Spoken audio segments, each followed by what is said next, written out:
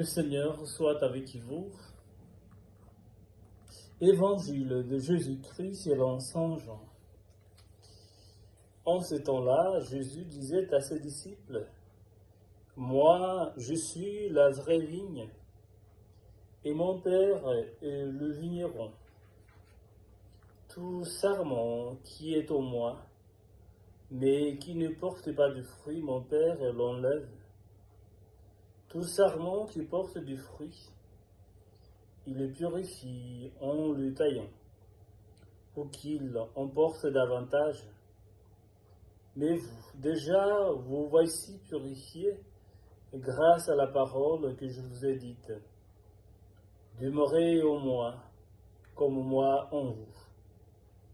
De même que le sarment ne peut pas porter de fruit par lui-même s'il ne demeure pas sur la vigne, de même vous non plus, si vous ne demeurez pas en moi. Moi je suis la vigne, et vous les sarments.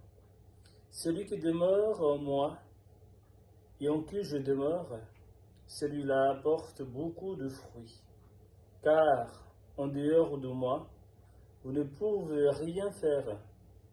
Si quelqu'un ne demeure pas en moi, il est comme le sarment jeté dehors, il s'est desséché. Le sarment sec, on le ramasse, on le jette au feu, il y brûle.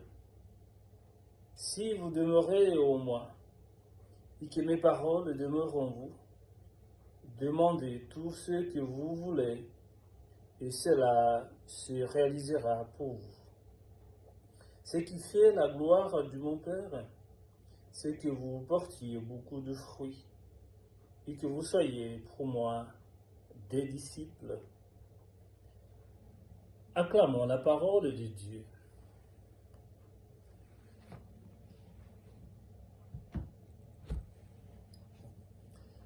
Chers frères et sœurs, nous avons dans cet évangile d'aujourd'hui Jésus lui-même qui nous invite à réfléchir sur notre vocation en tant que fils ou enfant bien-aimé du Père. Et notre vocation tous, c'est de porter du fruit. En même temps, il nous montre que la seule condition qui nous permet de porter des fruits, c'est que nous demeurions en lui et lui en nous. Chacun, chacune de nous est invité de manière particulière à porter du fruit. À partir du moment où nous acceptons que celui qui est la vraie vigne puisse faire sa demeure en nous, c'est-à-dire nous ouvrons notre cœur à lui, et que nous acceptons que soit lui le seul guide qui nous conduit, le guide qui nous éclaire, le guide qui nous montre le vrai chemin.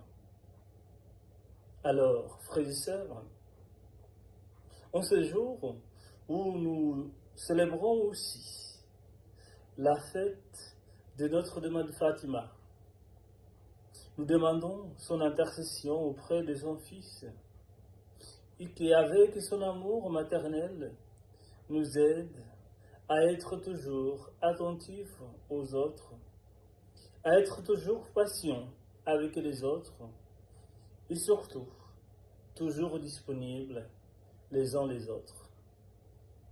Amen.